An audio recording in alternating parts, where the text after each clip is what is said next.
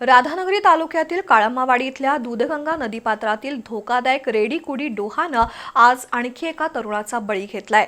बुधवारी सायंकाळी पर्यटनासाठी आलेल्या 30 वर्षाच्या सनत वराळे या तरुणाचा डोहात बुडून दुर्दैवी मृत्यू झाला।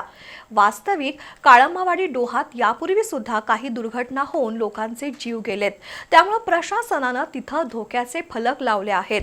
पण या इशाऱ्याकडे दुर्लक्ष करून अजूनही अनेक जण दूधगंगा नदीच्या डोहात उतरतात हे वास्तव आहे, पण ही बेफिक्री जीवावर बेतत आहे। काळमावाडीमधील दूधगंगा नदीच्या डोहात बुडून कोल्हापुरातील नागाळा पार्कमध्ये राहणाऱ्या 30 वर्षाच्या सनत अनिता वराळे या तरुणाचा मृत्यू झाला।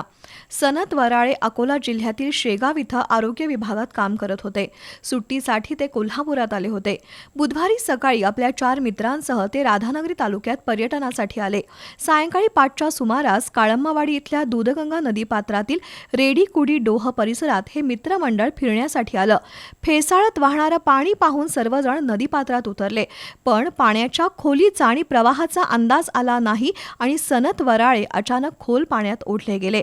त्यांच्या मित्रांनी आरडाओरडा करून मदतीचा प्रयत्न केला, पण डोहातील पाण्याची खोली आणि भोवरा यामुळे सनत पाण्यात बुडाले।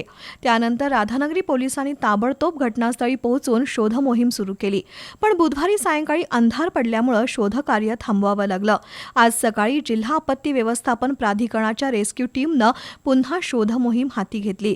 राधानगरी पोलीस, काळमावाडी धरण सुरक्षा पथक आणि स्थानिक नागरिकांच्या मदतीनं डोहात कसून शोध सुरू झाला।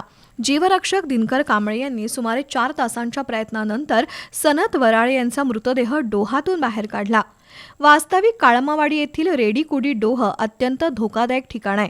आजवर दूधगंगा नदीतील डोहात बुडून तब्बल 13 जणांचा मृत्यू झालाय, त्यामुळे प्रशासनाकडून या ठिकाणी धोक्याचे फलक लावले असून पर्यटकांना प्रवेशबंदी करण्यात आली आहे।